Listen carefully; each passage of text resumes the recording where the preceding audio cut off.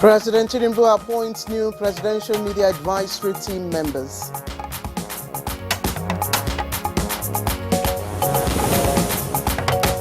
NNPC Limited debunks stories of backdoor payment of fuel subsidy. There's no challenge. Supply is robust. We have over 1.4 billion liters of product in our hands, both marine and land, and also that there are no issues around delivery of those products into the land.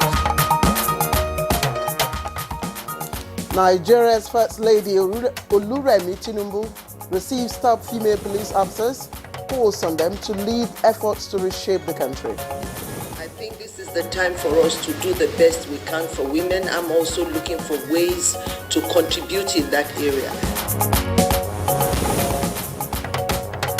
And Good Morning Nigeria today takes a look at expectations from the Conference on Education in Northern Nigeria. We shall also be examining the mitigation of plastic pollution. All right, so we have two-pronged topics today, but first let's start with education, which is the bedrock of civilization. And its performance in the northern region of Nigeria remains poorer than it is in southern counterpart. Statistics on performance indicates that in the national examination for secondary schools, WAEC, of the 18 lowest performing states in the country, 15 are from the northern part. Indeed, the universities would appear to fare no better. Now, in the annual list of top-ranking performing institutions released by the National Universities Commission, only 5 northern universities feature in the top 50 universities. Now, apart from statistics on performance, there is also the major issue of enrollment, and the region accounts for more than 50% of the population. Yet, it represents 70% of the 13.2 million out-of-school children in the whole country. Now, while basic education remains free in that area, there aren't many northerners trooping to schools, as of course shown above. Now, a good anecdote of the lack of interest in schools is the National Common Entrance Application. Now, school pupils are required to take this application in order to qualify for public secondary schools. In Zamfara State, only 28 pupils applied for the exam. And to take into context, the state also has a population of over 3.2 million. That's Zamfara. Now, other northern states equally have dismal applicant numbers, with Kebbi posting just 50 students or pupils who are seeking to write the exams. All right. Now, those indices, show the literacy level of the region. But in the National Literacy Survey done by the Nigerian Bureau of Statistics, that's NBS, the lowest literacy levels have been from the north. Now, most northern states, with the exception of Taraba, Plateau, and Nasarawa, have lower than 50% literacy rate. That's when you compare it with the southern regions, where no state in the table had a literacy rate below 70%. Now, to address the challenges in the education sector in the northern part of the country, Sir Ahmadu Bello Memorial Foundation sponsored a research on the status of education in the north. Now, the foundation also has a conference on the education in that part of the country aimed at sharing the outcome of the research in order to develop strategies and enhance access and quality of education. And that conference is underway here in Abuja. So we shall be taking a look at what it seeks to achieve, who is attending, and of course what to do with the outcomes of the conference. My name is Kingsley Osadolo, and I welcome you to this edition of Good Morning Nigeria. And I'm Claire Adelabu Abdul Razak. I join Kingsley in welcoming you to the program. Of course, it's broadcast live from our studio here in Abuja on the network service. The program today would also be looking at how to mitigate plastic pollution.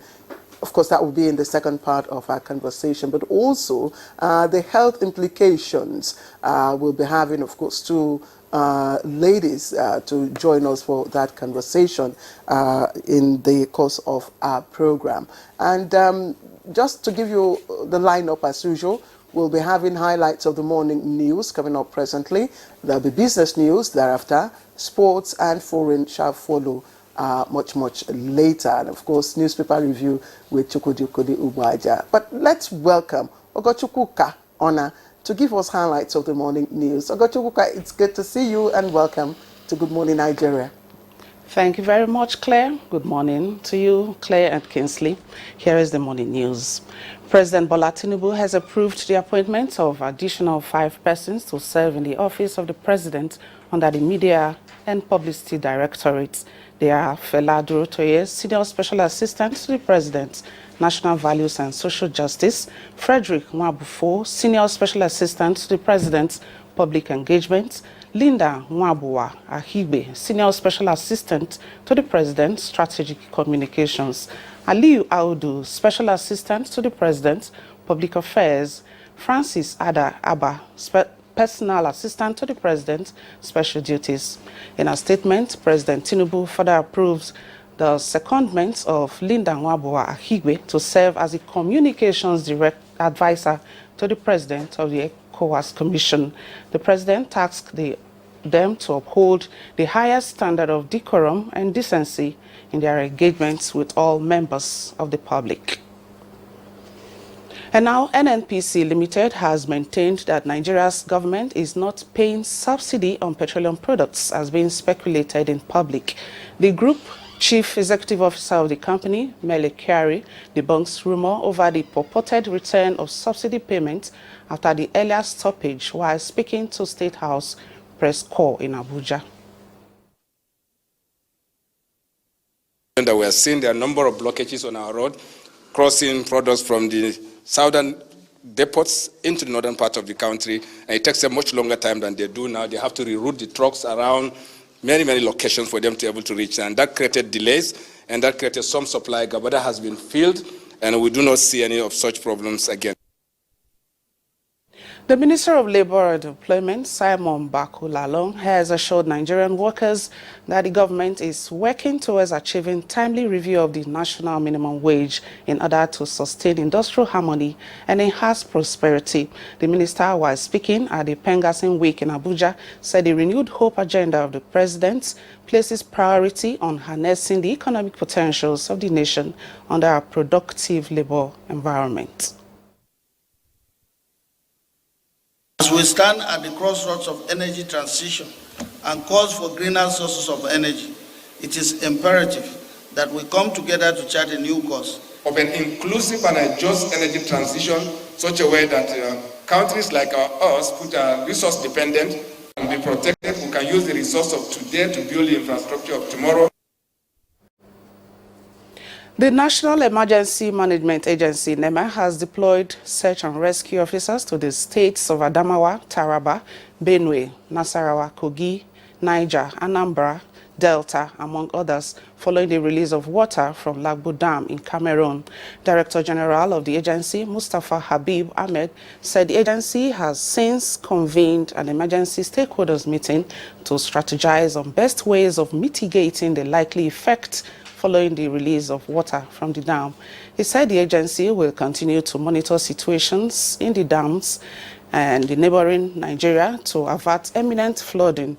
Nigeria is situated in the valley neighboring 8 African countries of Benin, Burkina Faso, Cameroon, Chad, Cote d'Ivoire, Guinea, Mali, and Niger, which poses great danger to Nigeria in the event of release of excess water from their dams. And now, oftentimes, women are the receiving end of societal ills. To change the narrative and build a safer society, Nigeria's First Lady, Oluremi Tinubu, says women must forge solidarity and build capacity that will see them take on more roles in nation building. She was speaking when she granted audience to Minister of State for Police Affairs, Iman Suleiman Ibrahim, who led a delegation of senior female police officers to her office. We want to see more women doing that, not just speaking from a place of anger, but a place of where, policies will be effected and then laws will be amended. So that's where I want to see women speaking from. And as the news for now, Good Morning Nigeria continues with Claire and Kingsley after the commercial break. Please stay. I promise that I shall remain committed and serve faithfully. I also invite all to join this enterprise to make our beloved nation into its better self.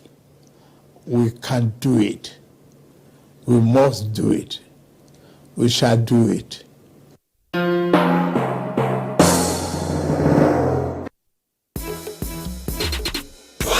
Find the letters and stand a chance to win 1 million naira monthly, or call WOW and win 50,000 naira and lose your airtime daily in the WOW Wash and Win Millions promo.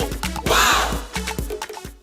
We are Inter-Party Advisory Council, IPAC. We are political parties. We are the pathway to political power. IPAC, in line with its core mandate, is carrying out peer review mechanism for elected political office holders. Performance of the President of Nigeria, state governors, state and National Assembly members will be assessed comparatively. This will trigger healthy competition amongst our elected politicians to deliver dividends of democracy like good roads, good healthcare delivery system, good schools, full employment, security, and so on. This prestigious program will soon be shown live on television stations across Nigeria. IPAC, deepening and consolidating democracy.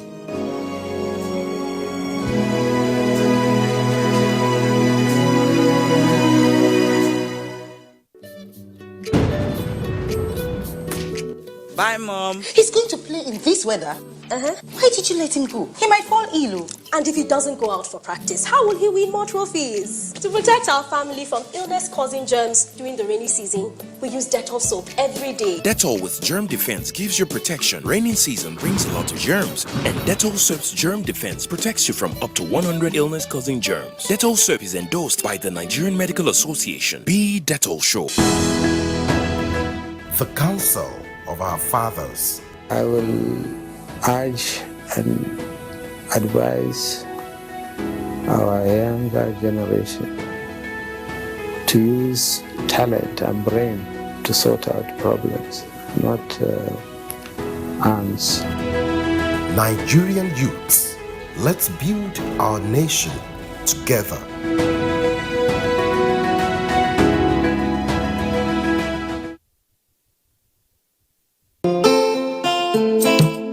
We must all join hands to work hard so that we build a country for our grandchildren. My hope is that we develop as a nation where every citizen is given his due right. There is transparency, honesty, and integrity. Put the interests of this country first and foremost. Interest of Nigeria is being one nation, one people. The need, if I mean, to put things right, things that have gone wrong before, to try and put right, for the love of country.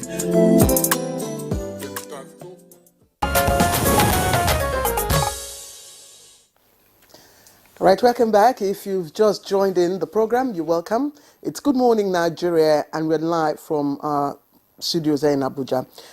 Let's give you a bit of business news now. The Central Bank of Nigeria, CBN, says its e-Naira is not a threat to financial stability, but an improvement on financial inclusion. Alika Okpanache Adwa gives us the details.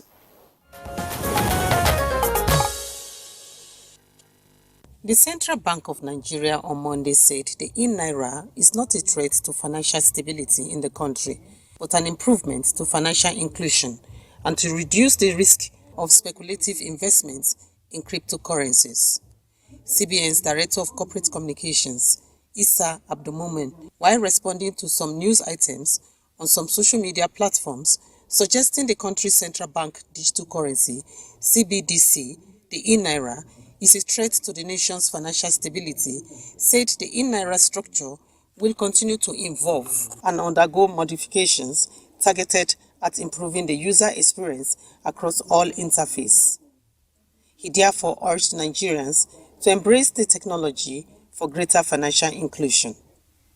In another development, the Acting Controller General of Nigeria Customs Service, NCS, says the federal government will open petrol stations along international border areas to ease the hardship being faced by the residents of border areas who pays outrageous prices for petrol as a result of measures being implemented to curb smuggling of the product and removal of fuel subsidy. Recall that the federal government banned sale of petroleum products within 20 kilometers radius to international border in order to curb smuggling of the products out of Nigeria to other neighboring countries. Now let's take a look at Monday tradings on the floor of the exchange.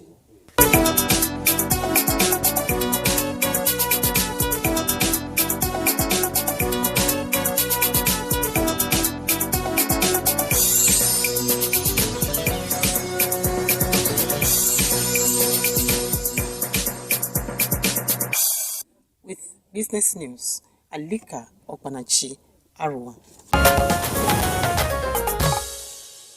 Thank you very much, Alika, for the business news package on Good Morning Nigeria. Coming up next, newspaper review.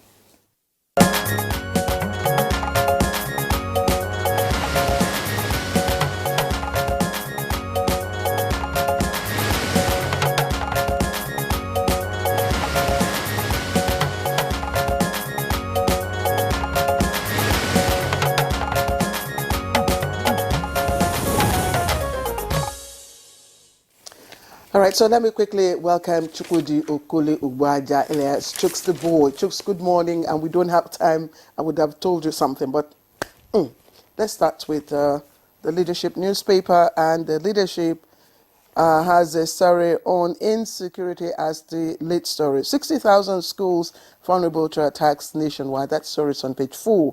Now, 9 years after, Safe School Initiative struggles, and just below there you can see the graphic representation of the details there. 21,000 fully covered under Safe School Initiative. NSCDC trains response team in Northeast, North Central to deploy female squad in volatile states. And that's the lead story from the Leadership. And other stories trending on the front page of the paper to my left, that's to your right. Fuel subsidy has not returned. Again, fuel subsidy has not returned. Kyari insists. Read up that on page 17. Bolanle Rahim, killer caught to die by hanging. It's on page 4. Diphtheria, Yobe records 117 deaths, 1,796 cases. It's on page 8. And Jaragowan, alive, hale and hearty. Baggy, details of that is on page 4. And again, just a little above the nameplate, you can find Kano government bars appointees from receiving palliatives. Kano government bars appointees from receiving palliatives. And 67 bandits killed, 29 kidnapped victims rescued in Bauchi. And just to the Middle East now, where Israeli and Palestinian conflict is raging on. Leadership has a story on it. It says Israel and Palestine conflict will have minimal impact on Nigeria, and that is according to experts. Okay, that does it for Leadership, Kingsley. We also have the Daily Sun newspaper. We'll begin with an earpiece, which is beside the nameplate. It says 99,985 Nigerian students, that's nearly 100,000 Nigerian students, left for UK varsities in 5 years, and that's according to the government. The lead story is a double-decker headline: Nigeria to export fuel next year, federal government. Kyari says removal of subsidy saved NNPC from bankruptcy. ASP gets death sentence for Christmas Day murder of female lawyer Bolanle. More knocks trail NBC's threat to media.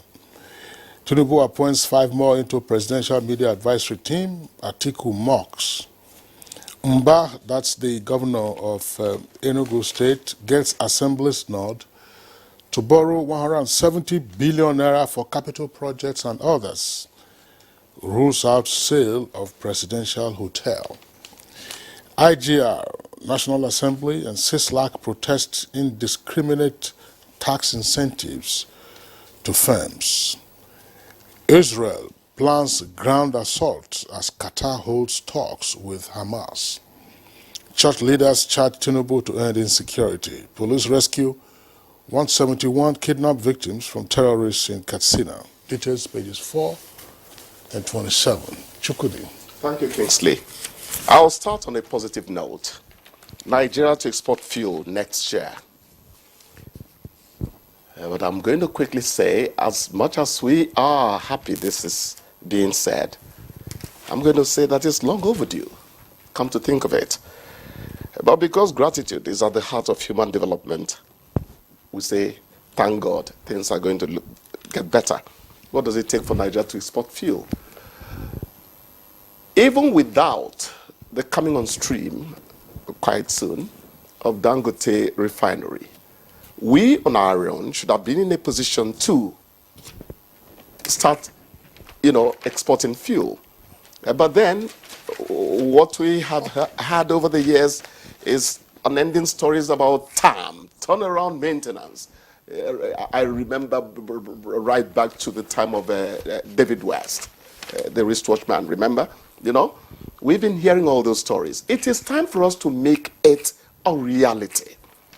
And we would not be overstretching, gratitude to circumstance by doing what is right so that the average Nigerian indeed is entitled to 3 square meals a day. So I'm happy we're hearing this. What actions are being taken? Is it total reliance on the Dangote refinery? Are we going to make sure that our own refineries, our national assets, also join the fray or the effort to speak positively? I like that. But Kingsley, if you permit me, Claire too, what I would like to talk about more is the creeping scarcity that seems to be happening. Communication is key. Kiari just said subsidy is still what government has done to it. Nothing has changed. That is good.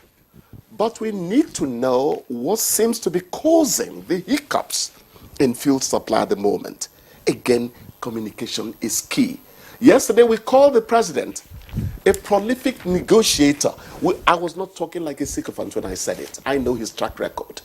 So, since he is a man who carries people along in whatever he does, let us make communication key in our dealings with the polity. What is causing the hiccups? The Punch reported it costs 720 naira to land a liter of fuel. Is it true? What did our news hounds do to verify and all that? If it is true, what is the next step to take? Because the president about 3 weeks ago or 1 month ago said there's not going to be further addition. Has the situation put the president in a quagmire, in a corner? What is he going to do about it? He doesn't want to be called a liar. He is the #1 statesman. So something has to happen. What do we do? Does the president have to tell, my dear Nigerians, we didn't know that this and this could come in, and this is now the situation. All the time, communication is key. Nigerians are very wonderful people. Yeah, I think Melia Carey, you understand? Thanks a lot for your yes. explanation. But Melia Carey, the GMD CEO of NNPC, said yesterday that there is no backdoor payment of fuel subsidy. Yes. There's no backdoor. That's what he said. That's what he said. So we'll leave it at that. Now, yes. I think that there's a great deal of speculation. The story about landing costs rising and fuel queues returning, that story first came out late last week. Mm-hmm. And up until Sunday, there was petrol in Abuja metropolis. Abuja metropolis. Yes, I've seen a photograph showing that, there were fuel queues in the central area. There are 2 filling stations opposite the NNPC headquarters. Usually, that you have queues there, but not the kind of sneaking queues you have because of scarcity. Elsewhere in the city, I say, there is fuel, and they are dispensing. It's possible that the statement by Kiari dispelled whatever rumors. But the point to note, in my in my view, is that since the 29th of May, there have been no fuel queues in Abuja. Oh, sure thing. It's no fuel queues. Yes. All the usual cyclical and unexpected and sudden queues that will pop up, those queues have disappeared. So with June, July, August, September, 4 months with the removal of fuel subsidy, nothing has happened. So let them manage what they are managing. What is key to me is the headline. The one you were defending said, Nigeria to export fuel next year, federal government. I hope as we are exporting fuel, we are not also importing fuel. All right, let's quickly. No. This is very important. It's not a matter. No, don't be dismissive. Yes. It could sound like a joke. Yes. I said we say we will export fuel next year. I hope as we are exporting it, we are also not importing. He's saying fuel. we should be tidy about it. Because the other day, a couple of weeks ago, it was reported that we were importing crude oil. Crude oil. Was it not that's reported? a swap arrangement. Swap? I think there was swap? something about... What is swap? You swap your crude oil? No, let's not go far into that, please. Let's not. We must always speak with our facts. Chukwudi, it's very important. Chukwudi, you know I'll engage you, but today we've really run out of time. Yes, because we have 2 topics to deal with. So I'll just reply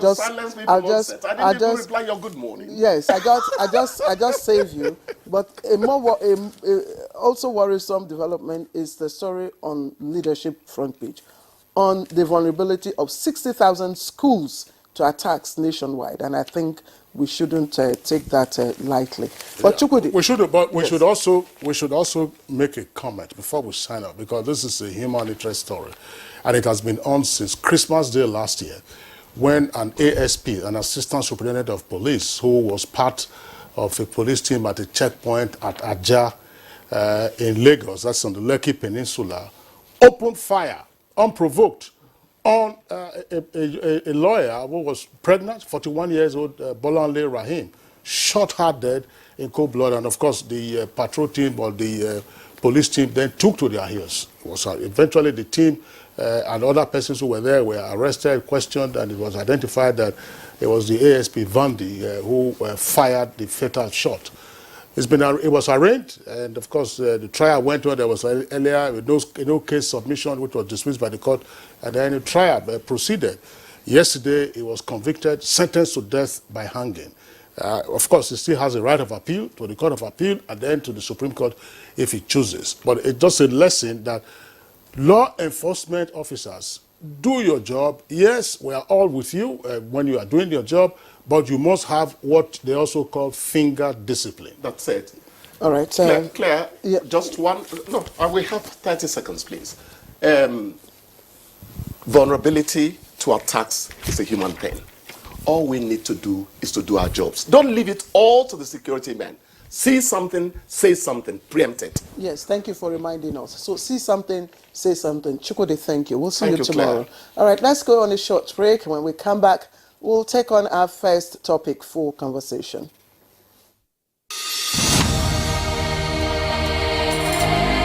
You have to move from the point where you protect and defend your religion to a point where you also recognize the rights of the other person, of the other religion, and protect it.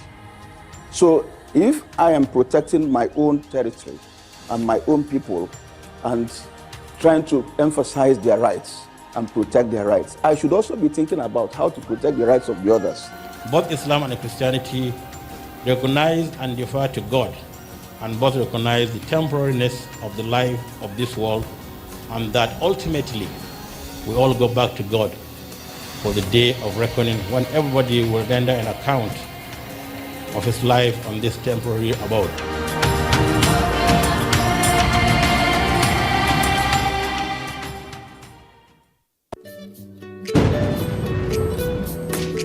Bye, Mom. He's going to play in this weather?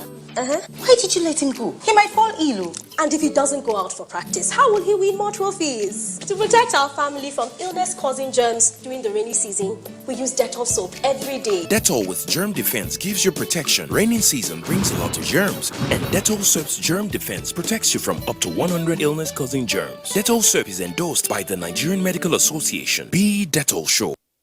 Those who desire to upskill their skills and remain relevant in their organization can fulfill their desire through the following training programs specially packaged by NTA Television College, Jos. Audio Engineering, Operation and Maintenance. Date 3rd October to 13th October 2023. 2 weeks. Photojournalism and Photography. Date 16th October to 3rd November 2023. 3 weeks. Advanced Broadcast Accounting and Auditing. Date 6th November to 17th November 2023. 2 weeks. Television Graphics Design and Presentation. Date 6th November to 24th November 2023. 3 weeks. Managing the Boss. Date 27th November to 1st December 2023. 1 week. Advanced Protocol, Event Management and Public Relations. Date 27th November to 8th December 2023. 2 weeks. Parliamentary Reporting and Management. Date 27th November to 8th December 2023. 2 weeks.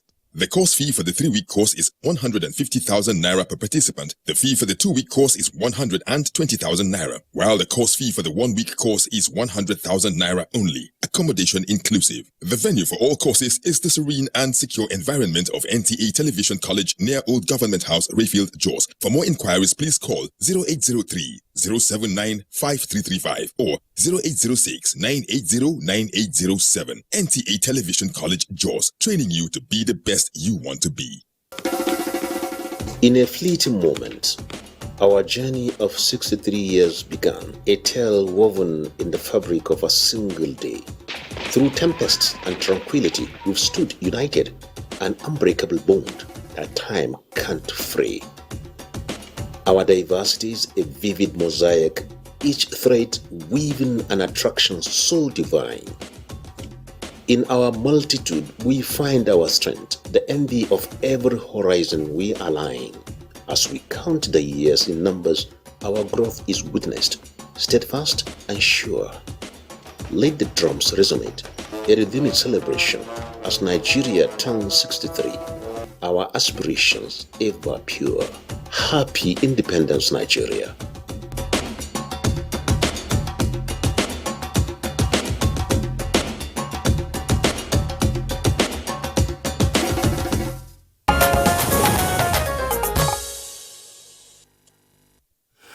You're welcome back, and it's still Good Morning Nigeria live on the network service of the Nigerian Television Authority.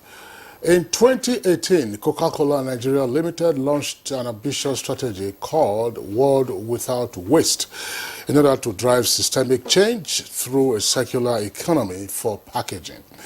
Now, World Without Waste is a global sustainable packaging platform that is focused on measurable and interconnected goals, each of which, of course, is supported by additional targets. Here with us in the studios this morning to shed more light on the project as we focus on mitigating plastic pollution in the country, let's introduce Dr.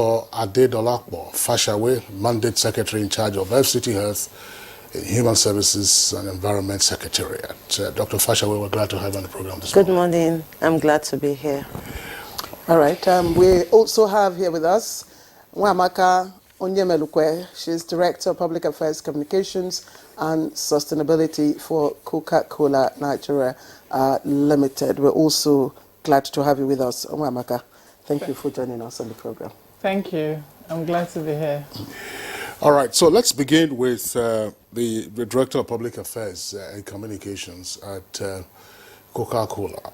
The project that Coca-Cola launched is World Without Waste. Is it possible to have a world without waste? So what exactly are you seeking to achieve? Thank you so much. Truly, we believe that it's possible to have a world without waste because every waste is someone else's raw material. Meaning that what you classify as waste can actually be used by someone else to produce another material. And that's the concept of world without waste. If you noticed, every day if you wake up every morning, you use one kind of packaging. From the time you brush your teeth to the time you go to bed. Even in the offices, you go to buy food and then you have to use one kind of plastic packaging to package your food. After you finish that consumption, that's waste. It's actually a raw material for another industry. So either turn it into another packaging material or produce another item. And that's the concept. Even our food are biodegradable and can actually be used as manure in your garden. So technically, if we can actually move from a linear economy, which we currently practice, we would go into what we call the circular economy, meaning that every waste you generate can be used for something else. And that's the concept. And that's what we want to achieve and advocate globally and specifically in Nigeria. Okay, let me ask the Mandate Secretary, Health and Environment of the FCT, because the Sustainable Development Goals 13, 14 and 15, is changed on water, climate action and life on land. And of course, every one of those goals speak to the need to, manage our biodiversity, sustainable use of resources, and of course, protect the planet. Recently, health and environment, in the FCT departments were merged. What are we expecting to see from that? Thank you very much for that question. First of all, I want to say health is wealth. For any nation, it's a well-known adage. And I'm glad to inform you that the quality of your health is directly proportional to the quality of your environment. We've had epidemics like Corona that has showed us that how we take care of our environment impacts on our health, especially at the primary health care level. And primary health care really is about health promotion, prevention of diseases, not treating diseases. If we get primary health care right, and how do we prevent diseases? In Yoruba, they say, Imototo lo le segun arun gbogbo. Cleanliness can cure all diseases. If we get that right, then we're on the right path to a wealthy nation, because we say health is wealth. How does this key into Coca-Cola's World Without Waste program? Because I know in FCT, they talk about waste generation is huge, and with little funds, to address that. Okay, well, like she said, I would say a material is not called waste until you decide to waste it. Even in the informal sector, if we look around, we see scavengers a lot. Young boys picking what we have decided to call waste. Have we ever wondered why? This is because these things are used to produce something else, as she said. And what we're planning to do in the environment space here is to start to preach what she has explained as circular economy, whereby there's no space or loop for plastic, for example, to escape into the streets. And how do we do this? Recycling, advocacy, information, education, and not only that, communication. We go into the communities, we have town hall meetings, we go and talk to the informal sector, these people that generate this waste, and let them understand that this, when we talk about economy, can actually be turned to wealth. We have a lot of programs upcoming in the FCT where we would buy your waste. All right, thank you very much, Dr. Fasha. Now let's come back to the Director of Communications at Coca-Cola. 5 years since the launch of World Without Waste. What's the report stating? So thank you so much. So when we launched the World Without Waste, Nigeria, for example, had no recycling facility.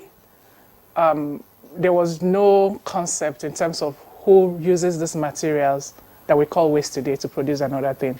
So most of the waste were being exported to China. And then at that midway, China stopped or banned the export of materials into them until it meets a certain specification. And we saw a glut in the environment. So the first thing that we had done was to call what we call an industry coalition, because everyone uses plastic waste. We are in the beverage sector. Working with Federal Ministry of Environment and NESRE, we set up what we call the Food and Beverage Recycling Alliance, which was a consortium of 4 companies, Coca-Cola, 7-Up, Nigerian Breweries, and Nestle. Today, we have 30 members of that coalition, pulling our resources together and scaling our action to make sure that these materials are collected. Because in this space, it has to be a collective action and efforts. And that's one of the pillars we advocate, which is partnership. The second concept was that if we don't have a standard set by government on recycled recycled plastic for food beverages again, because our idea is that those bottles, when they're collected from point of consumption, you recycle them and we use it again to bottle another beverage. There was no standardization, and we work with SON. And in 2019, after that launch, we have a first standard approved in Nigeria. I think Nigeria became the first African continent to achieve that feat. What we then saw was huge investment coming to set up what we call a bottle-to-bottle recycling facility. So today, they need the feedstock that has been collected, and that's why you see increased number of people going through the waste to actually recover this material, and they are earning a living. And that's the concept of green economy and the recycling that we are seeing. However, some of the bottlenecks that still exist and why the collaboration with the FCT Mandate Secretary is very important is the advocacy. People still don't understand that what they are actually disposing is wealth. The second concept is that's why it then ends up in the dump sites that we see. So the concept today is we need the advocacy of every community to understand that they need to separate it from their kitchen so they can come clean. Because by the time it commingles with other waste type, it cannot go into the food value chain. Therefore, we can't use it to bottle another beverage. We can only use it to produce, like a mattresses, what we're sitting on is also made from the fiber that comes from those bottles when you recycle them. So not this one you're sitting on anyway. So that's the whole concept, is that we are moving to a circular economy loophole where the loop has to be closed. Every household, every one of us have to get involved. The companies are fully committed. We are tracking our progress. And today, recycling was less than 5% in Nigeria. We actually have hit 30% materials being collected, but our target is 100% because we want to make sure that there is no waste. Everything goes into recycling, not just plastic, cans, even other food beverages like flexibles, because even in the food company, we also, because of the small sachet economy that we are seeing, we are sitting on a whole lot of waste because waste generation has increased, because packaging are now micronized so that consumers can be able to afford. And that's why it's highly important that the intersection between the private sector and government is critical. Otherwise, we're going to end up with what here is explained, where we see this waste going to the environment and then, of course, into our waterways, thereby leading to some, some people have, there's a popular saying that the fishes in the ocean, that by 2030, that there are going to be more plastic than the fishes in the ocean. It's just that a mirage, and to say that if we don't take actions, and this action has to come at the individual level, at the company level, at the government level, everybody has to hold us together for everyone to understand that it is wealth creation. And we have seen it as a significant empowerment tool, but then we need to formalize this setup, because today they are being scavenged in a way that doesn't actually provide dignity and maybe unhygienic for the scavengers. So the formalization is, how do we ensure that we register those people so that they can be identified, so that we can track what they are collecting, they can earn a decent living, so that at the end of the day, we want to make sure that everybody within the value chain has a fair value. None of them is left behind. In fact, waste, management is such a wide topic, and I wish we could continue to, take you on that, because you've raised some very fundamental issues. You've called out government to take action, and I'm glad Doctor is here. She'll speak on, some of those areas. But let me take you on, because you talked about ocean, and that took my mind to water resources. And you also, by you, I mean Coca-Cola, also has a project called Water Security by the year 2030, again in line with the SDGs. And we know a good number of Nigerians still do not have access to clean, portable drinking water. What are the steps? What are the steps you're taking to ensure that you actualize that goal? Thank you so much. Water security is one critical challenge that over the years has been so dear to us. One step is that we use a lot of water as a company. So water is a priority, is a natural resource, but also scarce in some locations. So as a company, over the last, since inception, at least we are a 72-year-old company in Nigeria, we have focused on making sure that we replenish equal amounts of water that we extract from the environment. So if you look around all our plant locations, communities around it and even beyond have a protocol where we make sure that every water we use, we actually give back to the community and support them, not just any water, but potable, clean water. Now, we've done a study to actually understand the communities that are more stressed than others. So Maiduguri ranks highest today in terms of areas that we need to pay more attention to. And that's the strategy you see us. Today we have more than 3 projects going on in those communities to ensure that attention is paid not only to the communities, but even to healthcare centers. Like she explained, we have projects that when we pipe it to the healthcare centers, to schools around those vicinities, to ensure that those communities and high priority areas, we saw what happened during COVID, water and cleanliness in terms of having access to to clean water was instrumental to making sure that we contain that disease. So our commitment, it's total to that. We have replenished, today we are at 100% equalization of what we actually extract from the environment. But we understand that our leadership is beyond just our immediate environment. We have partnership. This is an area also that we have other partnership, drawing other companies to take similar actions. And I know most recently, I don't know if you paid attention, in Abuja, we also had launched a water project in some community to ensure that every community, our goal is that no community should not have access to clean water. And we have also discovered that the girl child is most affected, because most times in these communities, the girl has to go to the stream in the morning to actually get water to the family before she goes to school. And it has increased the enrollment rates of the girl child in school. And that's why we'll continue to pay attention to this area. Thank you. Okay, thank you very much. Before I ask Dr. Fashawe the next question, so when the girl child goes to the stream to fetch water, the boy will be playing football at home. I don't know. I mean, that's by the way. So, Dr. Fashawe, well, increasingly, we have seen, at least in urban Abuja, collection of plastics, usually pretty bulky but light. And these plastics are bottle plastics. That's plastic bottles, if you may.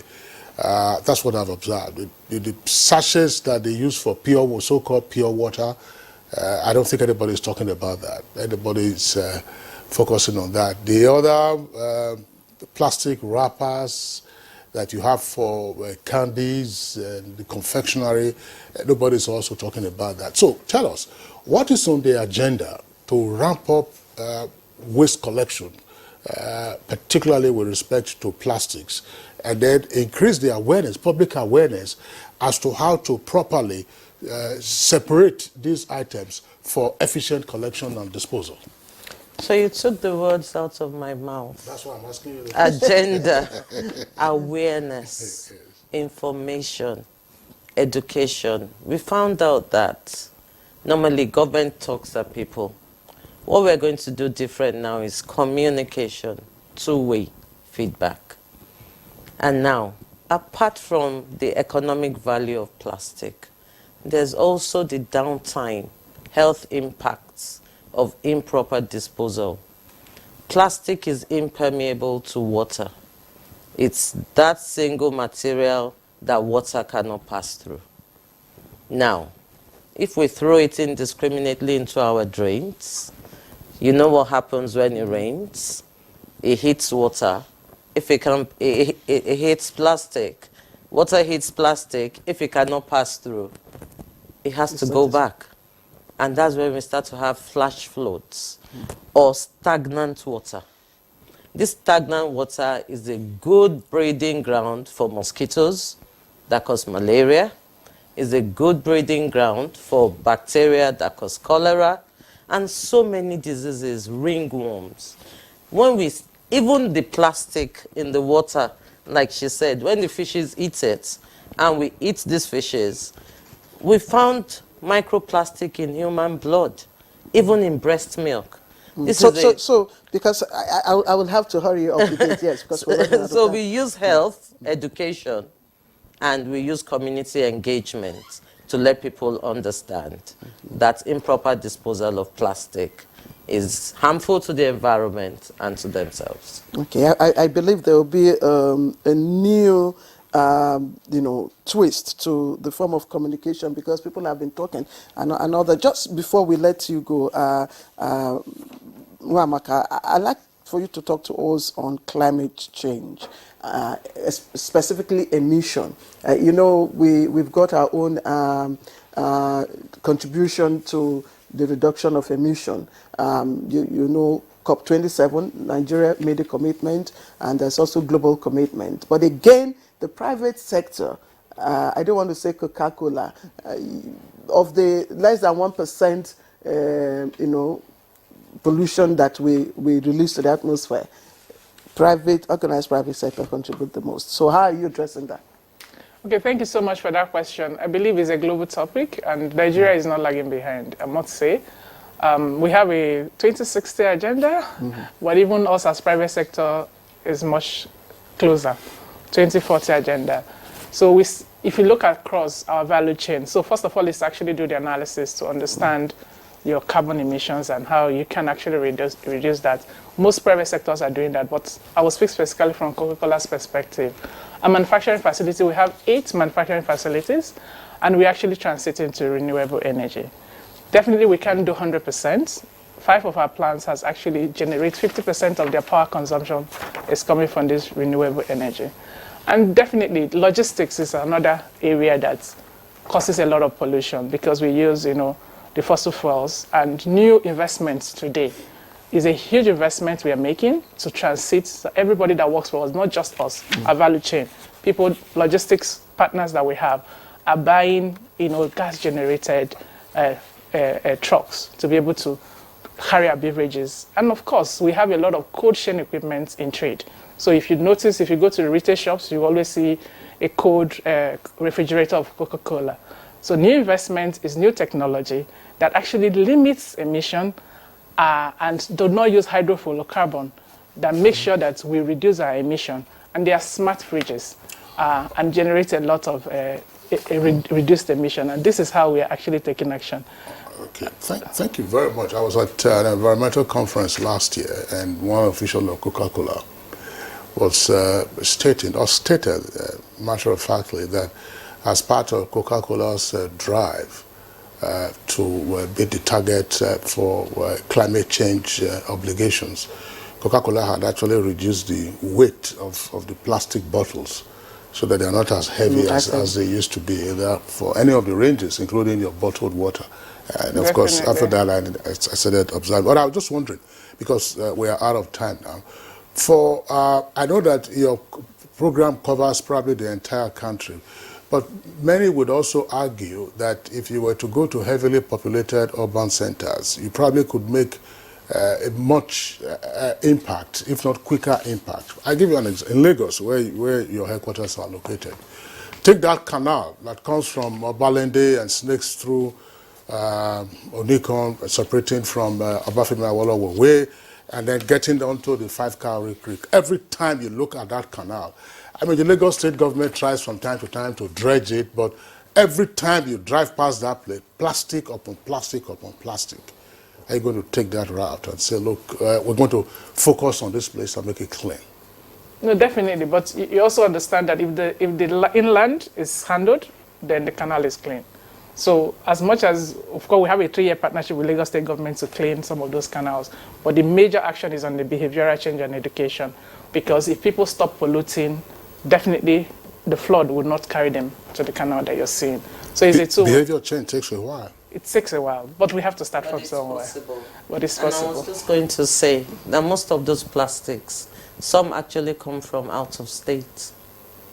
It flows. It's not from Obalende.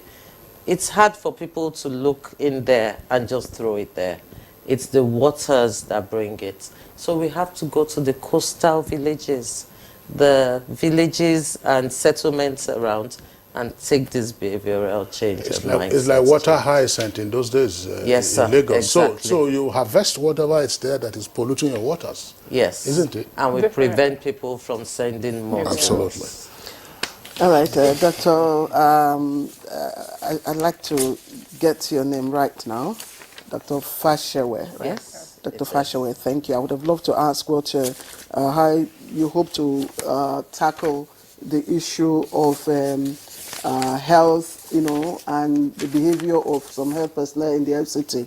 But I'm sure you already have your job cut out for you. I'll be back. Yes, you'll be back. I'll take your words for it. All right. Thank you very much, Dr. Adedolapo Fashewe, Mandate Secretary, FCT Health and Human Services, as well as Environment Secretariat. Thank you very much. We expect to see you soon. I'll be back. All right. Nwamaka Onyemelukwe, Director of Public Affairs, Communications and Sustainability for Coca-Cola Nigeria Limited. Thank you very much for joining us. Thank you so much. All right, let's take a short break. This is Good Morning Nigeria. We'll be right back.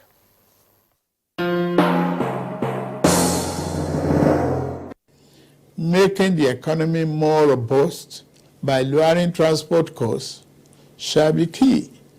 In this regard, we have opened a new chapter in public transportation through the development of cheaper, safer, compressed natural gas, CNG, buses across the nation.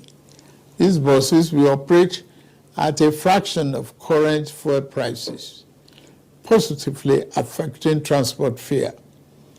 The new CNG conversion kits will start coming in very soon, as all hands are on deck to fast-track the usual lengthy procurement process.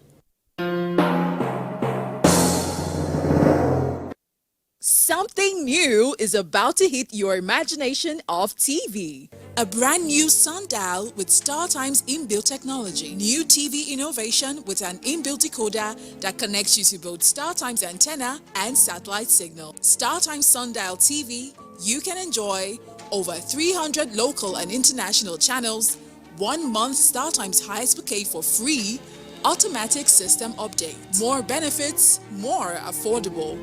StarTimes Sundial TV is available in all StarTimes branches and dealers countrywide. StarTimes Inside, entertainment inbuilt.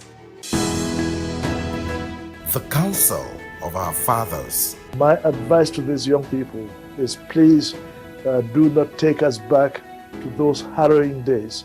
You probably do not know what it is. Nigerian youths, let's build our nation together.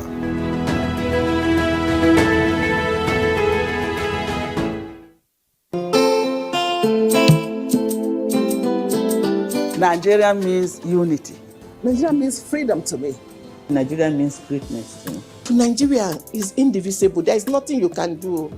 We all have to savage it together and learn to love each other. We are indivisible.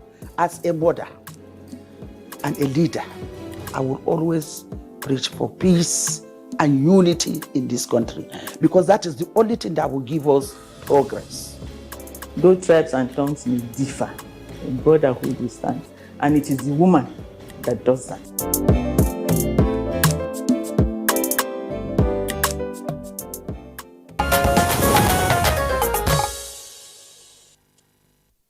It's Good Morning Nigeria, still on the network service of the Nigerian Television Authority. We're having a second topic today, which is on expectations from the Conference on Education in Northern Nigeria. The backgrounder is compiled by our correspondent, Abdulsalam Jibril. According to a recent report by UNICEF, about 10.5 million children aged 5 to 14 years in Nigeria are not in school. Only 61% of 6 to 11-year-olds regularly attend primary schools, and only 35.6% of children aged 36 to 59 months receive early childhood education. UNICEF also maintains that in the northern part of the country, the picture is even bleaker, with a net attendance rate of 53%. Getting out-of-school children back into education poses a massive challenge. Key players note that the education deprivation in northern Nigeria is driven by various factors, including the impacts of insurgency in the northeast, which poses significant challenges, economic barriers, and socio-cultural norms and practices that discourage attendance in formal education, especially for the girl child. Other analysts are of the opinion that the educational backwardness being witnessed in the north is caused by the people of the region. They stress that the quality of basic education in northern Nigeria is extremely poor, leading to low demand and an unacceptable low academic performance. Over the years, several policies have been adopted towards reversing this trend. This includes support and training to Nigeria's Quranic schools, encouraging students to enrich their curricula with core basic education subjects like literacy and numeracy, and to periodically examine their pupils and graduate them into formal schools. Other policies are the introduction of nomadic education, fighting insecurity and improving children enrollment, and edutainment programs, among others. In addition, a conference on education in northern Nigeria is underway to address these challenges. This will be the focus on the program as guests speak on the expectations from the conference shortly. Abdul Salam Jibril giving us the background to our conversation. And let me quickly welcome our guests right in the studio. We have Malam Ibrahim Shekrau, who is former Minister for Education, former Senator of the Federal Republic of Nigeria in the 9th Assembly, former Governor of Kano State, Principal Emeritus, and former National President of ANCOPS. Your Excellency, once again, it's a pleasure to have you with us. Thank you very much. It's a pleasure being here again. We also have joining us for this conversation Professor Mohammed Yahya Kuta, his former secretary to the Niger State Government. Prof, good to see you with us. Thank you. All right, and then joining to this conversation from our Port Harcourt Network Studios is Professor Soji Aremo. As a professor of counseling and open distance education from the Faculty of Education at the University of Ibadan. Professor Aremo, we're glad to have you on the program this morning.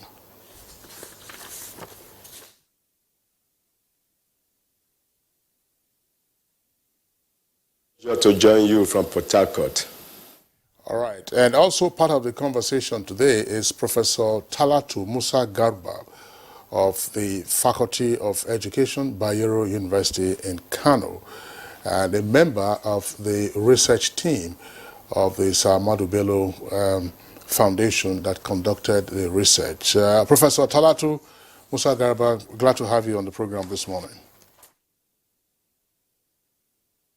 That conducted the research.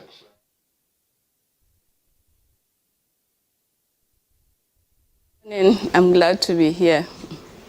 All right, so let's begin the conversation with you, Professor Talatu, with respect to the research findings about which my colleague and I spoke at the commencement of the program. It's the outcome of that research that we understand is the instigation for the Conference on Education in Northern Nigeria. Tell us in highlights what the research team found.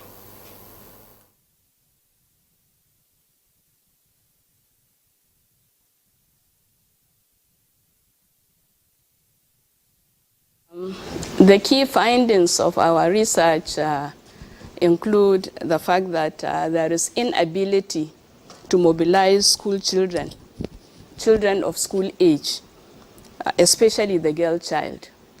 And there is poor implementation of the curriculum. The quality of the teachers is very poor. And there is poor infrastructure.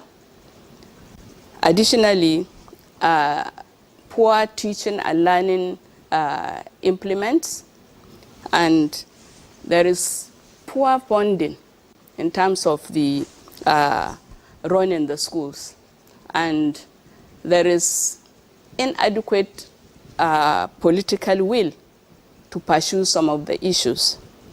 and there is inadequate provision for the specially needs pupils in the schools. Okay, Prof, just before we come back to the studio, I was just going through your terms of reference. You know, what, and you have quite a number of them, I think about 9 of them. But the first one is to determine the, you know, what the problems of the challenges of access to education is, especially for the girl child, you know, in the north. What did you find out? Why is it that the girl child, you know, does not have easy access to education?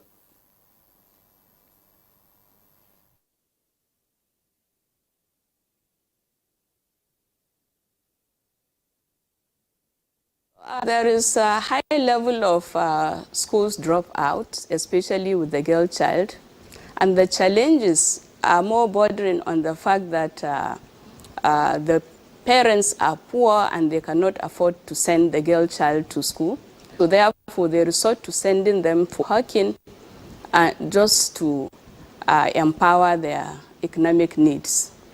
And at the same time, we found out that this issue of girl child is not the only, the girl child is not the only person that has a problem with the access. Even the boys, there is the almajiri. The parents are indifferent to giving their children formal education, and it is all about poverty.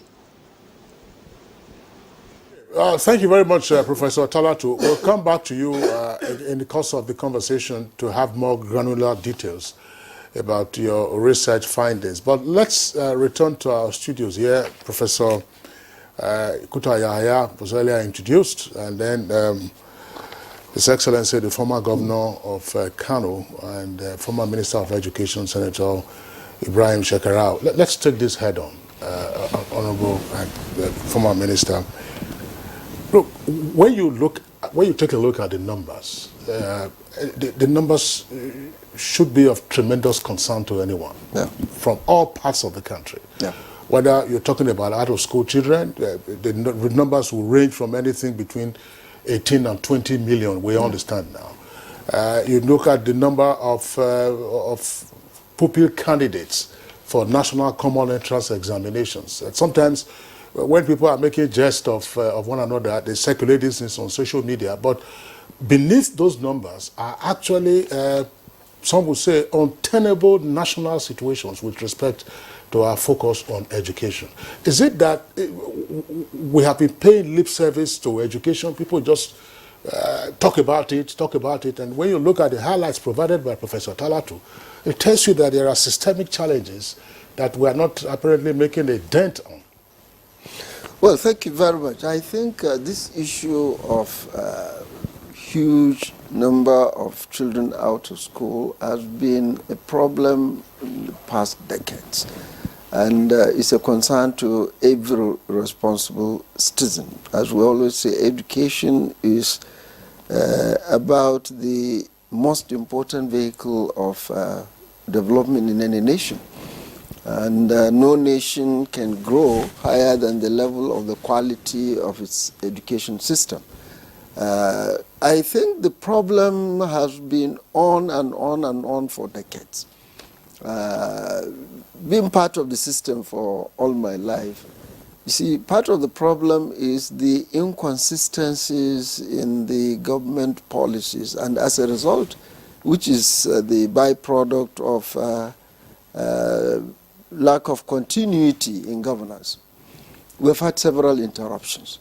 Let me give you a very good example. You know, in the mid-70s, when we reviewed the national policy on education and the introduction of the introductory technology in our schools, the main concern then was to produce employable children, even at the junior secondary school level. So the government of Shagari was the first to embrace this new change in '79. Before Shagari, government of Obasanjo employed and imported a lot of equipment towards the implementation of the introductory technology issue. And this was sent to all the schools nationwide. Unfortunately, immediately the new government came in '79, they had a different focus. We had all the equipments, but nobody gave attention to the teacher training of the instructors that will come and use this equipment and make sure the junior secondary school level products become employable. Those of us who knew of the old craft schools all over, my immediate senior attended craft school. By the time he finished 3 years in craft school, he was able to do a little work. He was doing some electrical fittings, some small woodworking at home, and he's being called here and there. So that was the plan. Unfortunately, the civilian government that came nationwide, their concern was road infrastructure, building here and there, beautifications, and so on. So, and immediately after 3 years, or after 4 years, another military intervention came, and in '83. And they too abandoned that program. So we ended up with all the instructional equipments, the big machines in our schools could not be used because the instructor to do that. So we ended up continuing just like the same program of the 5-year program. You know, it was the mid-70 review that brought in the 6334. And we've not even implemented that properly. We're now back to 934. So the inconsistencies in the program and the inconsistencies in the policies has been part of the problem. That's one. Number two, the funding has not been good enough. Most politicians believe that when they come in, they want for the quick returns of road construction, all this kind of programs that people will clap and see. But anybody who wants to invest in education must have a very godly mind. You know, you invest for the future. It's not something that you invest today, in the next 1-2 years you will see the result. It takes years. If you start investing today, a child that goes into primary school, maybe before you see the product, you're talking of almost 15 years before you see the impact of the investment you are making in education. So this has been on and on because of our political instability, which is one of the major requirements in good governance. So this has been giving us a lot of the challenges. Up here in the north particularly, there is the disconnect between the people's aspiration. When we came in 2003 in Kano and we conducted the statistics, we found 27,000 Angaya schools, Quranic schools where they teach Quranic schools. In fact, the students in such schools are almost 5 times more than what we had in our primary schools. So it was a very big challenge of providing the infrastructure, and not only the infrastructure, it's not just building the schools, you have to provide the teachers. If you have the money, you have all the billions. In 6 months, you can construct hundreds of schools, but you cannot produce all the teachers in 6 months. So it has to be a very long-term plan. I've been thinking crazy, for example, if all these 20 million children out of school all come tomorrow and say, government, here we are, give us the schools. The schools are not there. We're not ready for them. So I think these are part of the challenges. We keep on saying so many millions out of school, send your children to school, but it is becoming just like a mere political statement. How ready are the governments to accommodate these children? Exactly. It's a part of the challenges. Precisely, and that's where I want to situate my question. Yeah. Education is on the concurrent list. Yeah. So both federal and state governments have a role to play. Exactly. Now, the challenge with education in the north probably is it's mostly in as much as it's cut across all the levels of education, but it's mostly with the primary and the secondary levels of education. Correct. So I'm wondering, like Professor Talatu Gerba mentioned, indifference on the part of parents, could it also be that at that level, state governments have been indifferent in terms of priorities, setting priorities, for education at that level? She mentioned lack of infrastructure. Yeah. She mentioned the, facilities and all that. It is not the parents that will provide these facilities. No, it is those, that have been empowered with the responsibility to provide the conducive environment that will, allure, that will attract the students. Look at what is happening with the school feeding program. Once you introduce school feeding, and the parents know that if my child goes to school, he or she would have something to eat, that it's an attraction. Mm-hmm. So, Professor Kuta. But it's alarm collapsed. Yes, Professor Kuta. So, at that level, what happened with the state government? I know at the time, Ganduje, the chairman now, the APC chairman now, when he was for governor, was getting awards from UBEC, for infrastructure. Got the best state award I can't remember the name, for infrastructure. So what happened? Well, thank you very much. As a member of the research team with Talatu, the chairman of the team leader is Professor Rukaya Ahmed Rufai, who is going to present the results to all the stakeholders in northern Nigeria and beyond today, with all the key participants, from the vice president to the Sultan of Sokoto, the traditional institution. All of them will be in attendance to show the whole world how the situation is. And as Malan said, the issue of intangible versus tangible outcomes in terms of political patronage is also a big question, because the political elite will want to show something that they can show to the world as a way of winning this election. But anybody who invests in education, you are talking about intangible. You can't feel it immediately. You can only feel it at a later date. Why are people still talking about Awolowo?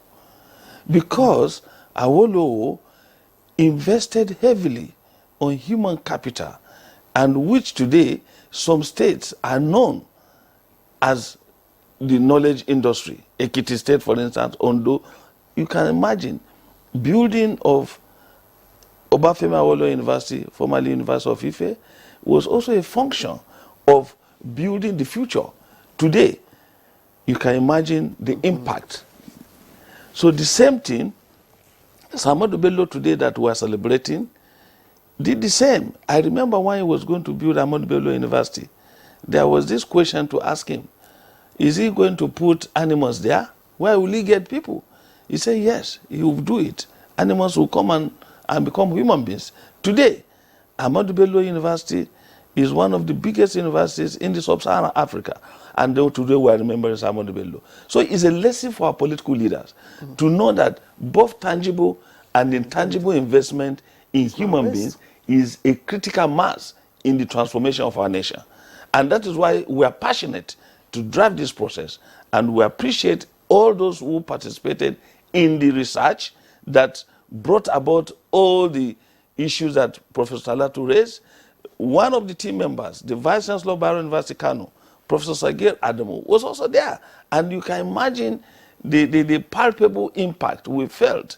Where you go to a school system, you find only one teacher. We're there physically visiting the schools. The day the teacher is away to the headquarters in the local government, no school. So it's also a function of qualified teachers. Many of them don't have requisite training in teaching, in terms of principles of teaching, in terms of the skills, in terms of lesson note preparation, in terms of inspiring even the students. Now you talk about the school feeding program. You are talking about, it was targeted at encouraging retention and increasing enrollment. That was the ultimate. And I and my colleagues in my at the early 70s, in primary school, were giving this milk that was very attractive. We are looking forward to the break time to go and collect that milk. I remember some of my classmates had their caps torn because they will lick the milk until the cap is torn off, forcing their parents to replace the cap because of milk. Now you are talking about school feeding.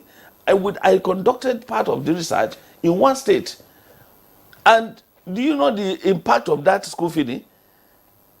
Some children will attract their brothers and sisters to follow them to school to go and share the meal served in the school. But alas, the challenge is not laudable, beautiful programs in our country. Implementation is always a challenge. Riddled with corruption, riddled with poor implementing in characters that will implement the policy. You have qualified and people of repute, but they will go and bring somebody based on political exigencies to go and implement and even share.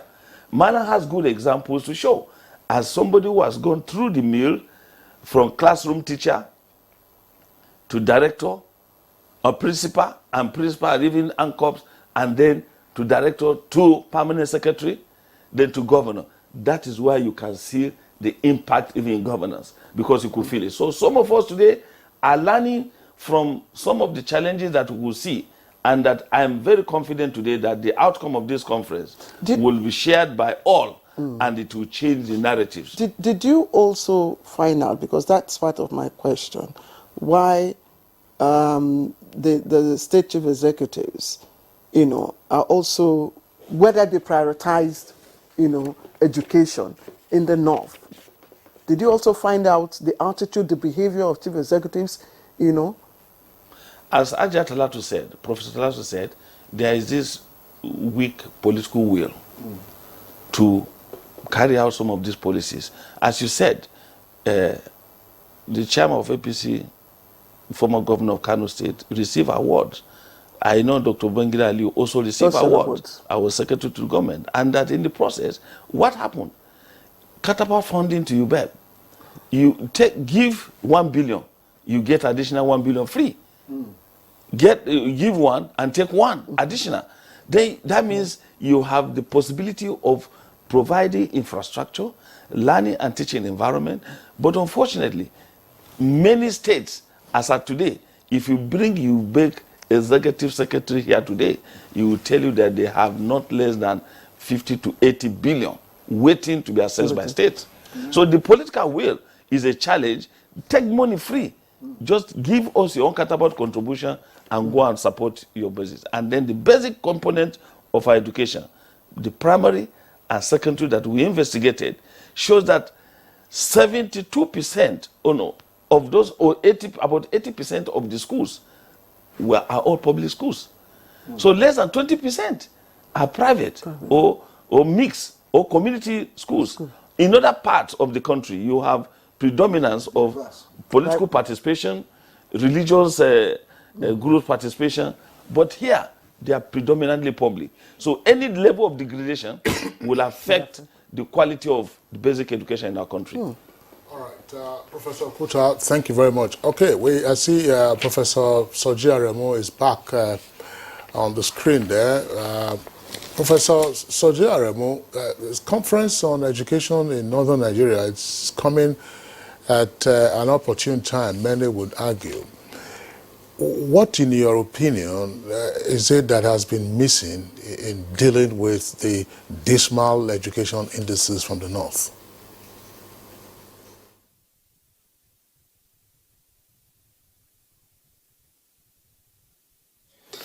I want to appreciate you for inviting me to be part of this conversation on a very critical sector in Nigeria, education. As alluded by the former governor of Kano State, His Excellency Malam Shekau, of course, even other speakers, if you remove education, you remove development. If you remove education from any country, you remove liberation. And I'm happy that the northern region is thinking of a conference on education. That was a good one, and I must commend the initiators, the organizers, of the forthcoming conference. Having said that, I think some of the issues raised, I quite agree with some of the issues raised. The issue of political will, I want to start on that. Lack of political will, of course, would affect everything talking about education. Again, Madam Shekau talked about the issue of policy inconsistency. Very good. And let me also add this, policy somersault. A government is on ground. After the exit of that government, another government comes, feels that what is being done is no longer reasonable, tenable, we don't want to go ahead with that. Then even the government that is on ground will not think through properly the policy on education. Government that is supposed to spend 4 years, within 1 or 2 years, now discover that the policy on education is pushing forward, it's no longer working. So we talk about policy somersault, and this will surely affect the issue of quality on education. Of course, the issue of school personnel, especially teachers. I think I'm not too surprised from what I heard from Professor Kuta Yaya, that you get to some schools, you find a teacher. Recently, there was a summit in Osun State. I'm from Osun State, and I happen to be the chairman of Osun Education Summit. The report was submitted to the governor on September 19, just last month. Part of what you discover, we also discovered.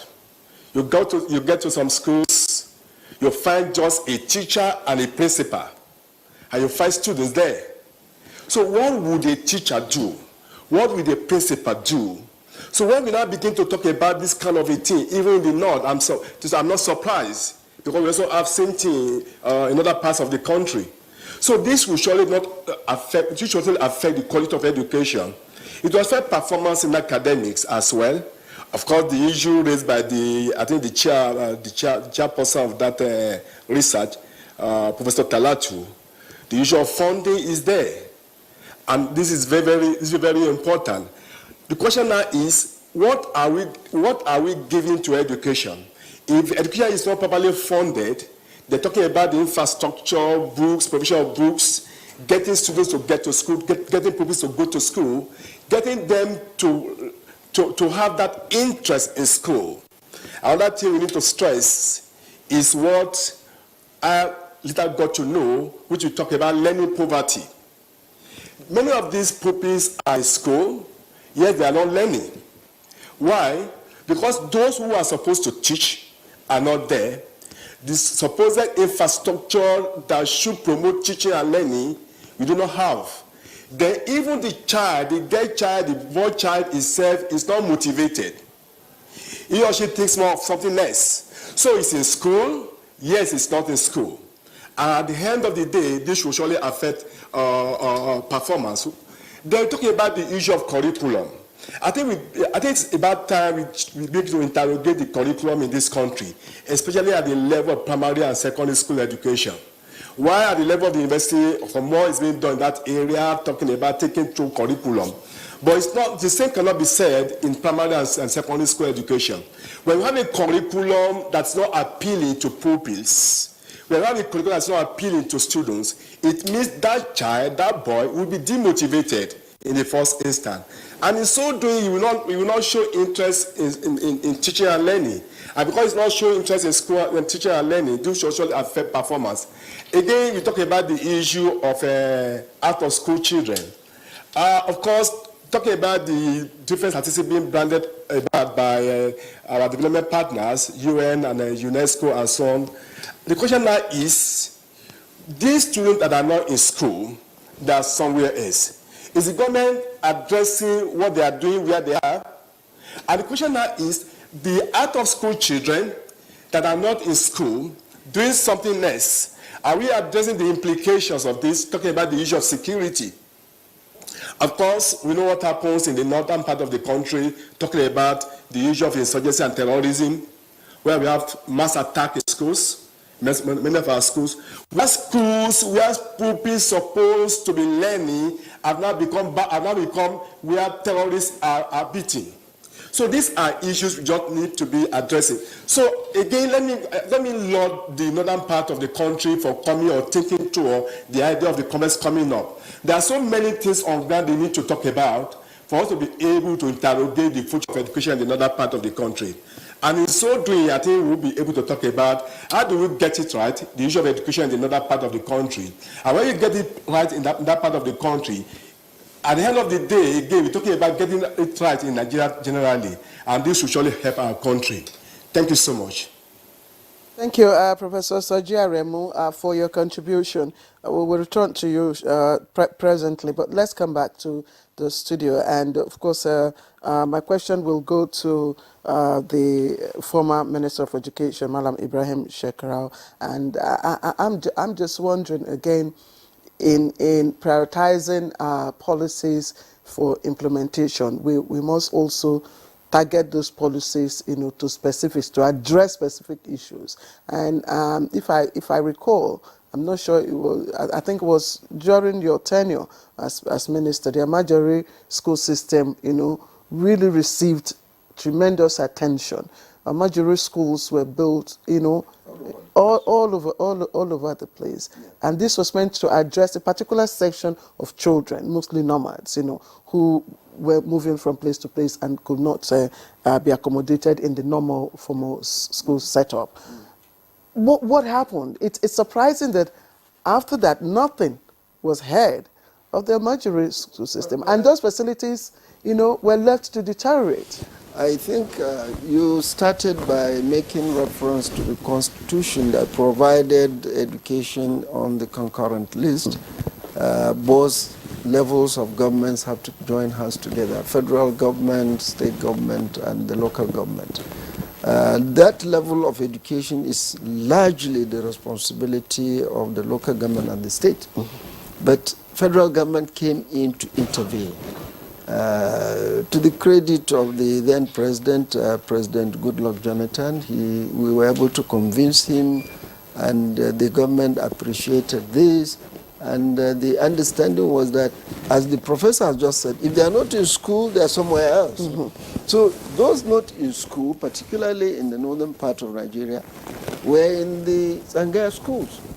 So the idea was, go and catch them up there in the Zangaya schools.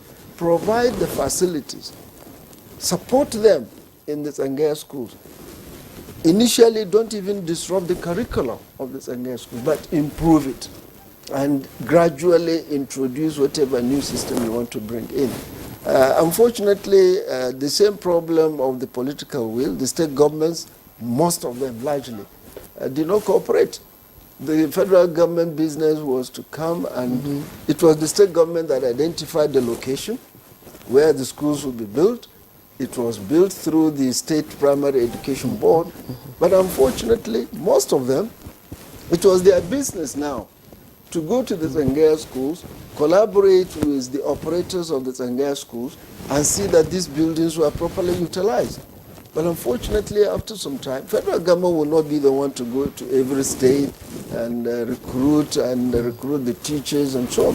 That was what ended up the program in that way. But fortunately now, with the creation of the commission to deal with the Almajiri schools, with the Zangaya schools, and the out-of-school children, and I think on the last period, 2 days to the exit of Buhari, signed a law which we created from the National Assembly, and 2 days before he left, he even appointed the executive secretary of the commission. I understand the commission is gradually going to take up now. We hope, if the idea of the continuity is there, this new government of Tinubu will continue to do the appropriate funding, of course, with the cooperation of the state still. It's not just to have the commission, just like the way you have. They have hundreds of millions there waiting, billions of naira. The government at the center has promulgated the law, the funds are there, but the states are not accessing the funds. So I think, unfortunately, our leadership recruitment process is very, very faulty. With all due respect to the political system, Everybody think that it's just a matter of becoming the governor, becoming the chairman, becoming the president, awarding contracts to build one thing or the other. You can imagine a state government that is unable to pay pensioners and salaries, is doing flyovers, is doing buying bulletproof vehicles, as one of you was saying. So unfortunately, I think voicing this out the more that we're doing will probably change the narrative. People will the public needs to be properly mobilized. And this is exactly what Ahmadu Bello Memorial Foundation is trying to do. Ask the people really to make noise. Let the governments really invest more in education. When we were in government, sorry to interrupt, when I came in 2003, the day I was sworn in, I made girl-child education free and compulsory at all levels. From primary up to the tertiary, the girl child, so long as you have the qualification to go to any institutions, is free. We sponsored automatic scholarship. And before you know it, the number has grown up. Professor Talatu was talking of the poor parents that could not support the girl child to school. And that was what prompted us to declare the free education for all girls at all levels. And these are the kind of the policies we want to see. The question, therefore, would be, why are we not having the imitation across the various states, let's say, since our focus is on the north, in the north of the country? Now, earlier, Senator Shekara, you were talking about what happened in the 70s and in the 80s. Yes, exactly. And incidentally, for us on Good Morning Nigeria, when we were discussing Nigeria's 63rd independence, there were some visuals that we played back from the past. Yeah. And you could see the official cars. Peugeot 504. Yeah. Peugeot 504. Yeah. So those governments that were riding those Peugeot 504 were able to pay bursary to their students. Yes. They were able to offer scholarships to their students for both local and overseas studies. But today, we have a situation where there are bulletproof SUVs all over the place, made from God knows where. People are hiring chartered flights for all kinds of purposes that are not related to the advancement of education. And then we are saying we have no funding. And by the way, I should also throw this in. Some states are said to be accessing the UBEC counterpart funds, but the purposes for which they are utilizing it may not necessarily be related to education. ICPC is said to be investigating those cases. Yeah. Now, during the Second Republic, there was a declaration by the UPN states on free education. Yeah. Free education, which was a carryover from the UPE, Universal Primary Education. That's right. Yeah, it came on, they said free education, free education. Is it, I want to ask this question, Professor Okuta, is it an ideological thing? Is it a cultural thing to say, oh no, that's what they are doing in the South, it's not our business in the North? Because we can see what the outcomes have been. If you don't have the right kind of investment, then you begin to deal with these unsalutary numbers that we are seeing. How can we alter that narrative, assuming that narrative is correct? Well, thank you very much. I think one of the legacies of Obasanjo administration is the peer review mechanism, and right from even African Union, it was encouraged that governors should begin to have peer review. And I remember northern governors, as I was the head of the secretariat, governors were having that peer review of having exchanges of visiting and showcasing best practices among themselves. And at a point, the governors agreed that every year they should renovate 25% of all the schools in their states.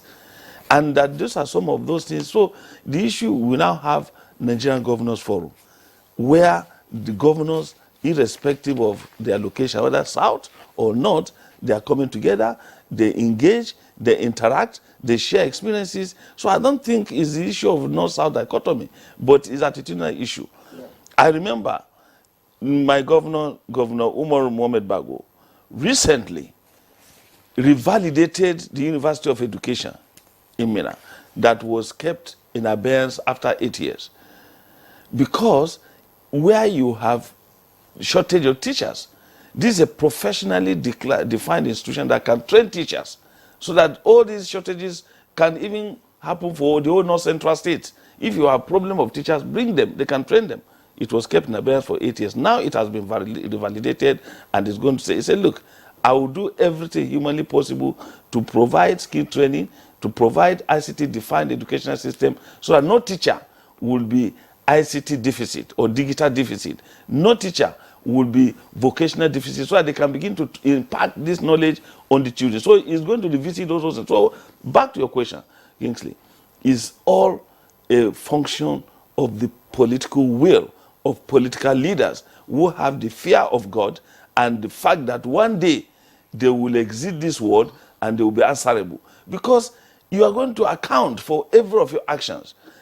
As you said, our leaders in the near past never accumulated billions, never accumulated trillions, but they were able to impact on the life of people that have changed the societies for good, and that some of their legacies still subsist. So with the expectation from this conference is that governments, all the states will have their report. They will see the shortcomings of each state, and that each state will be challenged because we are giving them what we call strategic implementation guide, so that they will know what to do to address each of their own peculiar problems. Some of them are common. Infrastructure deficit, quality teachers, qualified teachers deficit, and indeed funding is a nightmare. Some of the teachers, I remember in some schools we visited, were afraid of even answering our questions because they never knew who would go and report them for telling the truth. So we ended up with different mechanisms, focus group discussions, key informants interview. Some of them will have to even seek clearance before they can answer questions. So you can see the nightmare, and that we need to say it, as Malan said, we need to speak out so that the rest of the world will hear us and know that we have a problem.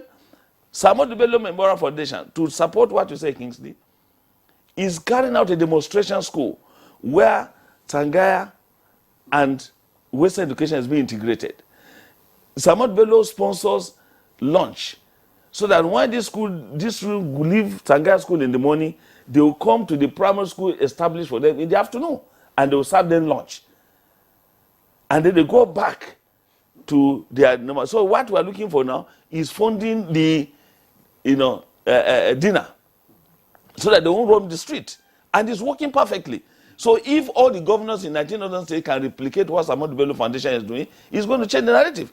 In the scholarship bursary, you said, Kingsley, Samuel Bello Foundation for the past 10 years have been giving scholarship to indigent students, an average of 200 per annum. Every state, 10 students. Do you know that in the last celebration we had in Abuja, Malan was there, everybody was there, 46% of those students graduated of first class honors. So to me, the revolution started. You get bursary. Some of us are product of bursary. Some of us are indigent from original background. But at the end of the day, because of those bursaries provided, we're able to school with the best in the world. And at the end of the day, we're now giving back to the society what we have gained. So if what is happening in Samuel Bello Foundation is anything to go by, where are those philanthropists? If you have money like Zakat, give to Samuel Bello Foundation, will give scholarship and account to you. And will produce more first class that we can change our society. Some of them already are direct PhD candidates in Malaysia and other countries. Some of them won automatic scholarship because of their performance. And this is just a token contribution by a foundation. And that is why we are passionate to push some of these issues to the front burner so that people can come and support the good work. Okay. Professor Talatu, I return to you now.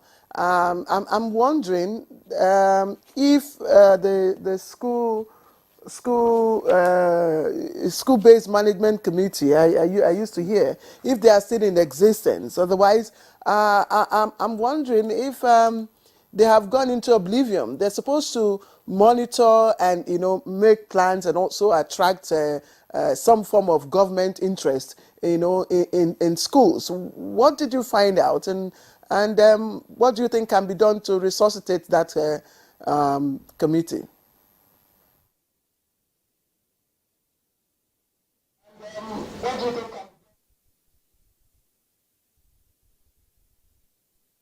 School-based management exists in some of the schools, or most of the schools. But the problem, what we found out was there is no synergy between the head teachers of the school and the school-based management because of poor funding. And the school-based management are supposed to manage the resources and the conduct of everything and oversee to the implementation of the curriculum, the teacher quality, how the teachers are going into the classes, how they are treating the students. But the fact that there are no resources, funding was poor, they could not do much. And in some of the schools, because our research stretched across about a year, so we were able to witness both seasons, the rainy season and the dry season. In some of the schools, you will see children sitting, especially in the primary schools, and water will be pouring when it is raining within the classroom. And the school-based management cannot do anything because they don't have the money to do it, and the government is not willing to do it. So they are there, but they are not empowered. Even though in some of the schools, you don't even find the teachers, you don't even find the headmasters or whatever. There was a school we visited within Kano State. That school was being managed by the gate man. And the gate man was a person that was a vulcanizer outside the school. So when we were at the school, there wasn't anybody. So we asked him, where is the headmaster? Where are the teachers? He said he's the only person employee of the school, and even himself, he's not being paid. So when it comes to issues of funding, even the people that are responsible shied away from answering our questions. Because I could remember in Bauchi and Yobe, those were my states. I kept on waiting for them to have a focus group discussion with them, and they kept on, they even stopped taking my phone. So it's all about, they thought we were investigating the money that is being dispersed and how they were spending it. Our mandate was to find out the level of funding, to see how it could be improved. But their fear was because of the shoddy business that is tied to funding, they don't want to meet us or to discuss with us. So if funds are not, even if they said education was free, there was no money to run the schools. And they were prevented from charging the parents the token that they could use to buy chalk or to buy markers to facilitate lessons in the class. So it's all about the political will. And it's like it was a vicious cycle. We couldn't penetrate in some of the states. So we're racing for time now, so I can as well just ask you my last question before we come back to the studio. I see that you have quite a number of findings and recommendations. Now, in your recommendations, were those recommendations tied to specific deliverables and timelines?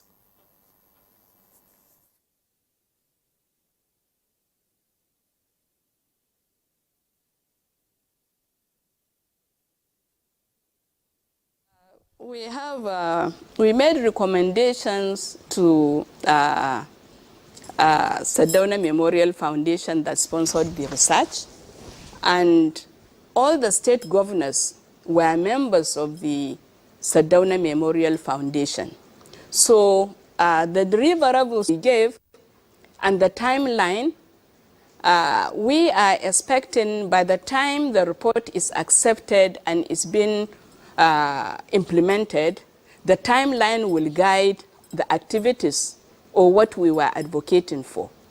So we specified timelines, sometimes 6 months, sometimes 1 year, after the report is accepted and implemented by the government, by the governors.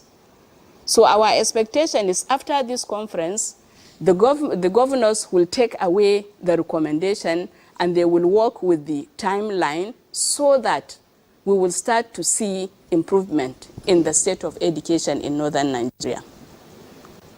Thank you very much, Professor Atalatu, there for your intervention. Very quickly, so that we can maximize the time, we'll wrap up with Professor Kuta Yahaya telling us a few more things about the conference, when it is starting, where it's taking place and all that. But before then, Your Excellency, Distinguished Senator Ibrahim Shekarau, originally, in conceiving some of the entities in charge of education, I'm here talking about adult, non-formal literacy programs. There is a commission for that. Yeah. Nomadic education, which Ibrahim Babangida's military administration brought about, yes, was also supposed to weigh in, so that while you seek cultural and social change in the long term, you can, in the meantime, begin to husband the resources you have, make transformation in the education of these persons.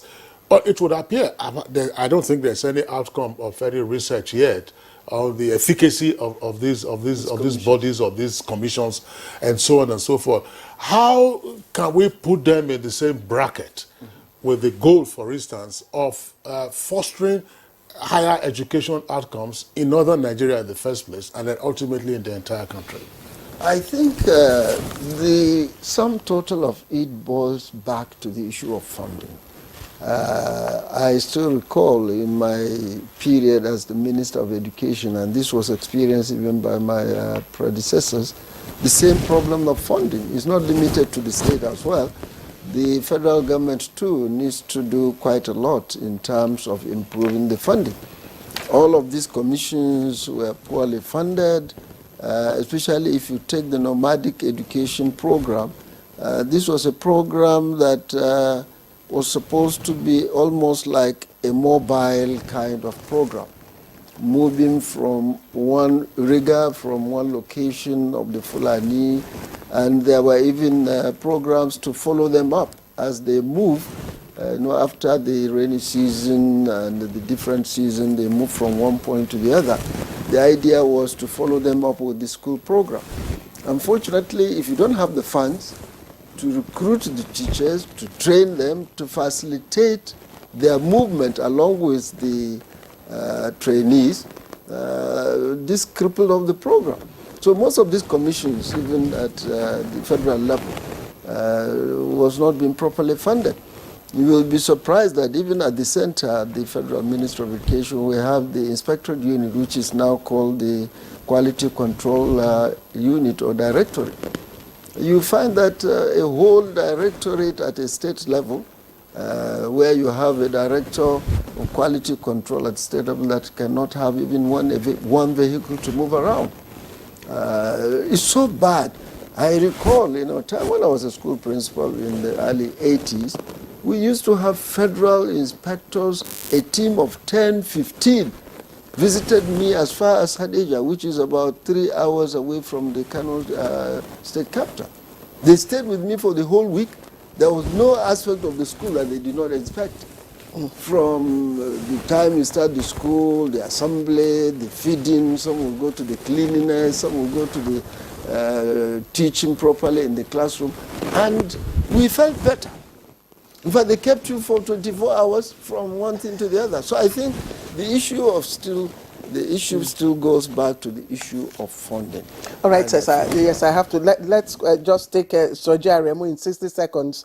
Soji Aremu, if we do not have a way of holding, the state governors who are all members of the Sir Ahmadu Bello Memorial Foundation accountable, then the whole of this exercise, the research, the findings, the outcomes, the recommendations will be an exercise in futility. How do you think this can be done and the state governors held accountable?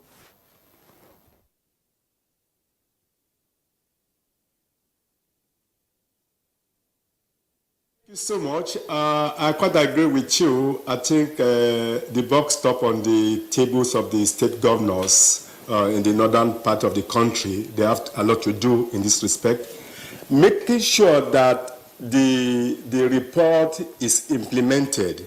The report is implemented, and ensuring that as much as possible the timeline, within the very shortest possible time, talking about the timeline. I need to stress one other factor which we've not really addressed, and that has to do with the issue of even the parents, the stakeholders. I think it's about time we also talk about this as well. Talk about the attitude. Yeah, the governors have to do their own part. Of course, the politicians will have to do their own part, talking about the political will. But even then, talking about the stakeholder, I think we need to address this issue as well. And yet, this is talking about the issue of attitude. There must be that change for the narrative to be properly situated. Thank you so much. All right. Thank you very much, Professor Aremu. Very quickly, Professor Kutayaya, on the conference itself. Who is coming, where it's taking place, how long, how many days, and what next? Quickly. Well, the conference is taking place at the National University Commission. And the National University Commission, because immediate past the Executive Secretary, when we paid him a courtesy visit led by Professor Rufai, he was always suggested this conference that, look, the whole nation should come to hear what your findings are. And that we visited UBEC, we visited TED Fund, but he was one that offered that he's going to offer the auditorium free as part of his contribution. So we'd like to acknowledge that, and we expect the participation of the chairman, Nigerian Governors Forum, is going to chair the occasion, the governor of Kwara State, who is going to chair it, and we also have expecting the vice president, the Sultan of Sokoto, the chairman, Traditional Council of Nigeria, the Etunope, and other key traditional rulers. They are all coming. And all the commissioners of education of the 19 northern states, the UBEC chairman, all of them will come and take their report. And that we expect that some of the governors will also be in attendance. How many days is this conference now? It's going to last for 1 day. Fantastic. Professor Mohammed Yahya Kuta, former Secretary to the Niger State Government, would like to thank you. And let me also appreciate Professor Soji Aremu, Professor of Counseling, Criminal Justice and Open Distance Education, Faculty of Education, University of Ibadan. Thank you very much. Professor Talatu Musa Garba, Faculty of Education, Bayero University, Kano, and a member of the research team. We do appreciate you. And of course, let me also warmly appreciate the former Minister of Education and the former Governor of Kano State here, Malam Ibrahim Shekarau. Thank you very much for joining us for this conversation. It's a pleasure. That's it for us on Good Morning Nigeria today. Tomorrow is another day, same time, 7 o'clock in the morning. Until then, look after yourselves. I'm Kingsley Osadolo. I'm Claire Adelabu Abdulrazak from the GMN crew. Have a good day. Bye-bye.